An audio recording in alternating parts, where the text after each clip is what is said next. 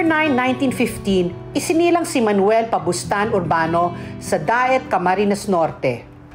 Bago nahila sa mundo ng paggawa ng pelikulang Pilipino, nag-aral siya ng kursong Geological Engineering sa Adamson University.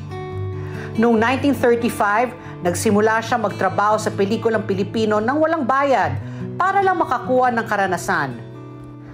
Kung ano-anong trabaho ang ginawa niya sa simula, tulad ng pagiging tagalinis, karpintero at maging bilang stuntman. Kalaunay, naging aktor, direktor at producer na rin siya. Bilang aktor noong 1930s, mas nakilala siya sa pangalang Juan Urbano at Manuel Conde. 1935, lumabas ang pinakauna niyang pelikula, Ang Mahiwagang Violin. Sinundan ito ng halos 3 dosenang pelikula sa ilalim ng LVN Pictures, kung saan naging contract star siya. Kabilang sa mga pinakatanyag na pelikulang ginawa niya sa ilalim ng LVN Pictures ang Ibong Adarna. Noong 1947, itinayo niya ang sarili niyang kumpanya, ang Manuel Conde Pictures.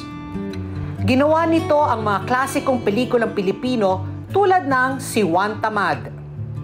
Bukod sa pag-arte, siya rin ang sumulat at nag-direct sa naturang pelikula at maging sa iba pa niyang nagawa. Kabilang dito ang isa sa pinakahinangaan niyang pelikula, ang Genghis Khan. Ito ang pinakaunang pelikulang Pilipino na pinuri sa International Film Festival sa Venice noong 1952. Ang pelikula niyang Juan Tamad Goes to Congress naman ang itinuturing na pinakamahusay na pelikulang Pilipino na ginamitan ng satire na isang paraan ng pagpuna sa mga nangyayari sa lipunan sa pamamagitan ng pagpapatawa. Nagretiro si Manuel Conde sa paggawa ng pelikula noong 1960s. Nawalan siya ng gana dahil nauso na noong mga panahong ito ang paggawa ng pelikula ng walang sinusundang script. Namatay si Manuel Conde noong August 11, 1985 sa edad na 69. Mahigit 2 dekada pa ang lumipas bago nabigyan ng higit na pagkilala si Manuel Conde. Noong 2006, iginawad sa kanya ang Presidential Medal of Merit para sa kanyang kontribusyon sa kultura at sining.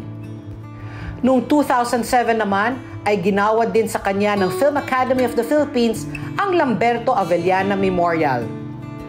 At noong 2009, iginawad sa kanya ang titulong National Artist for Film and Broadcast.